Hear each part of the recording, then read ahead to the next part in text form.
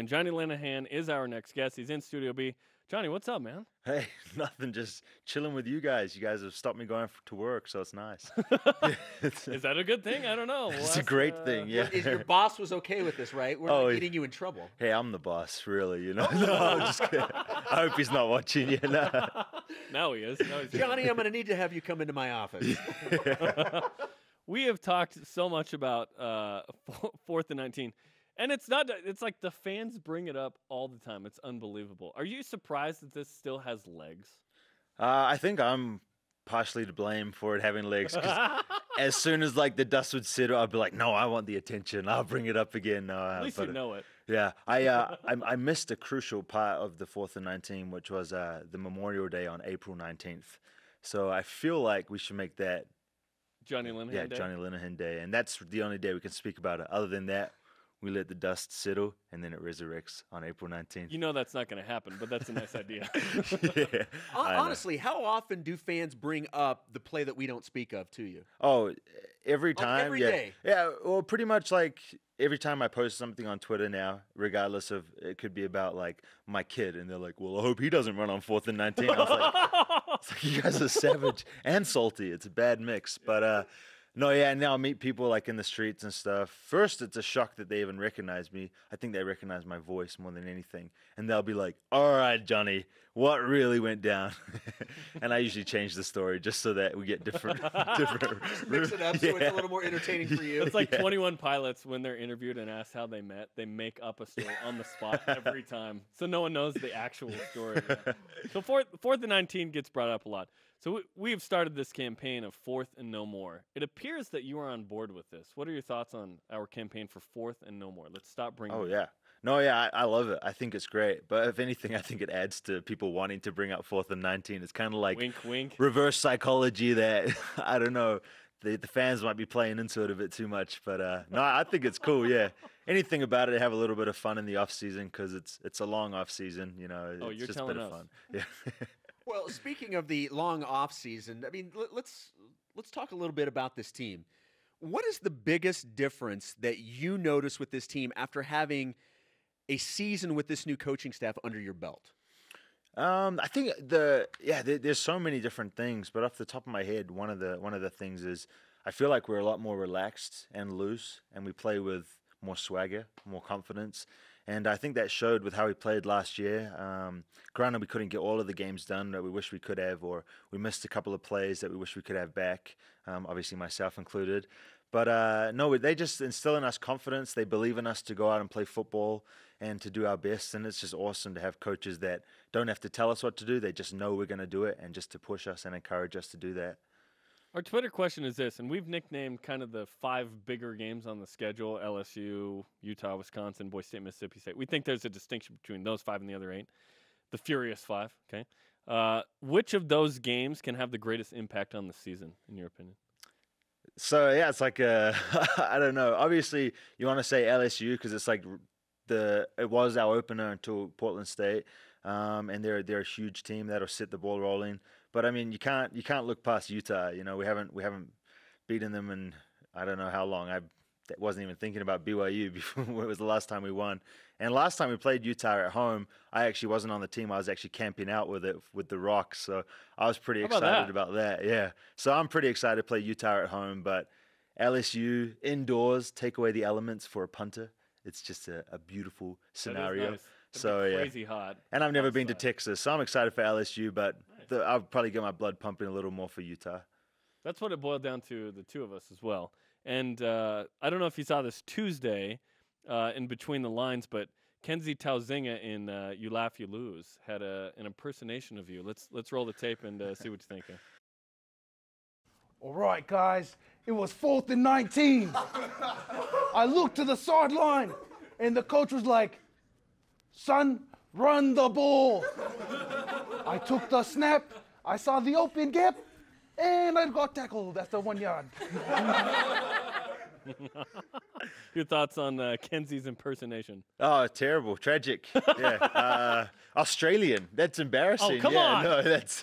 He's like, "G'day, mate. I picked up a shrimp on the barbie and took it to Steve Irwin." And no. He came down to the locker room after that segment, and we had just finished working out, and he was like, "Man, they asked me to do that." He was pretty embarrassed about it, but I was like, "No, I'm sure it turned out pretty good." But then Hey, I he watched went after it. Yeah, it's not the best, but give him credit. 5 out of 10, so kind of like his grades. Oh, You throw shade at me, Kesney, you're gonna get it back. Yeah. Hey, there you go. Friday, we're gonna have a ton of guys in here for Football Media Day. What does that mean to the team, and do you guys look forward to that day? And here we are in June, but we're gonna be talking about 2017 BYU football with everybody. Oh yeah, no, anything to do with football, yeah, we get excited about, and it's always fun. I guess the only bad part is we get asked the same questions by 20 different people, but I mean it's pretty fun because it makes the season more real. It's like, man, it really is just around the corner. A couple more months and we'll be kicking off, and only a few more weeks until we're back at fall camp, really. And so it just kind of makes the season more fun, more realistic. Like everything we've been working forward is right there, and we can actually picture it. So Media Day is a good day. knowing that you're going to have that many people asking you questions, what's a question you would love for somebody to ask that they've never asked? Do you ever go in with a question like, man, I really hope somebody asks me about this? No, I've been thinking. I was thinking after we beat LSU, right? Ooh. No, yeah. So after we beat them, it's going to be late, right? I don't know what the time's going to be here in Utah, but I have 9 o'clock church. So I was thinking, man, maybe I score a couple touchdowns, get some good punts. I don't know. Let's start with the first down, bro. No, maybe I don't know. And someone wants to talk to the punter after the game. They're like, how do you feel? I'm just going to go, man, I'm exhausted. I got church in the morning, so I got to get on the plane and get home. Jonathan Tavernari was famous for this. Oh, really? For the basketball team. He'd be like, yeah, everyone read your scriptures. Let's get to church tomorrow. So I might be that guy. I might stand on my, Rami Umptum and start talking to people. That's what we call this set. That's what you say, though. Jonny Linehan's in studio on BYU Sports Nation. BYU Football Media Day coming up in less than 48 hours right here on BYUtv, BYU Radio. Can we expect any more country singles from you this summer? What's the plan? I have something in the works. Ooh. It's like 1% complete. So I have the song picked out, and it's not country. Oh. And so because I don't think I could do another country and have it like challenge my legacy in the country music realm. Can you at least give us the genre of music? The genre, I am thinking about doing a hip-hop / rap song. Yeah. Okay. Because I think that'll be extra funny. Whereas country's nice because it kind of slows it down. As a punter, you kind of want to go out with a bit of straw in your mouth and kick the ball. But I think rap, I think it's gonna be a good song. So hopefully I can get the lyrics together. And so I'm hoping to do it, but we'll see if I have time. Before the season? During the season? It always has to be before the season. Otherwise I'll get in trouble because they're like, what are you doing? Well, how are you spending your time? Yeah, exactly. Any changes to your game? I assume you'll still be with the rugby style punt. Any changes to that, or? No, nothing really changes. I mean, maybe in fall camp we'll bust out maybe some different things. But yeah, probably mostly rugby style is hugely effective in college. But all I work on by myself really is the traditional style, getting nice spirals and getting a big hang time because I feel like that's what's going to really help me if I want to keep playing football. And so hopefully we'll get an opportunity this year to put some of the more traditional straight-on punts on film to kind of give people a look at what I can do. So, I wanted to ask you, there was a great piece done on your long snapper, Matt Foley, recently. He's been fantastic, by the way. Tremendous motivational speaker. Honestly, yes. How important is he to your success?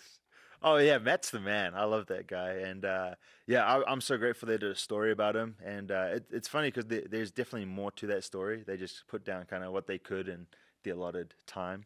But no, he's phenomenal. When you don't have to think about the snap and you know that it's going to be where you need it to be and you can just worry about catching and then kicking the ball, it's huge.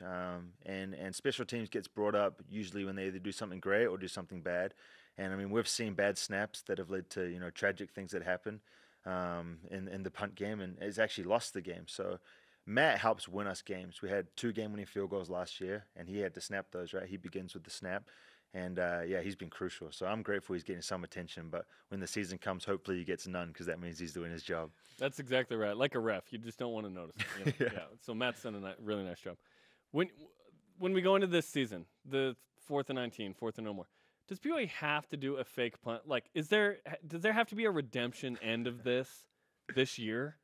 Yes, right? Yeah, oh, there has to be, yeah. And there will be, yeah. And there will be. Yeah, it's like, I like to SUU. hear You know, yeah.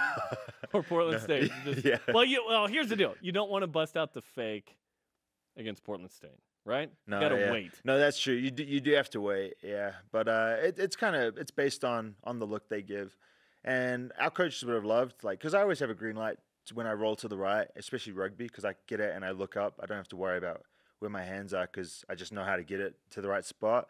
So I look up, but there's always guys that like spy and scout out, just in case I do decide to run, which actually helps our coverage team because that means that they're not worried about blocking our guys getting downfield. And so that's why we had a really good net punting team and really no returns last year. So regardless of whether I get any fakes or not, I think our punt team's still going to be a huge key to helping our team get good field position and win games. So you have the green light to run? Yeah, oh yeah, always, yeah. Especially when you roll out to the right because I can kick, with half a second. So usually last year I'd hold on to it and I'd look and try and keep moving forward. And I mean, I never did take off usually because I felt like it would probably hurt the team if I did because they had guys waiting. Instead, it was a planned takeoff. Yeah. Yeah. Yeah. Well, Jonny, we're really excited about Football Media Day coming up Friday, and of course, you're helping us promulgate the 4th and no more amongst the interwebs. So thanks for coming in, man. No worries. Thanks for having me. Okay, Jonny Linehan, the Kiwi kicker in studio on BYU Sports Nation.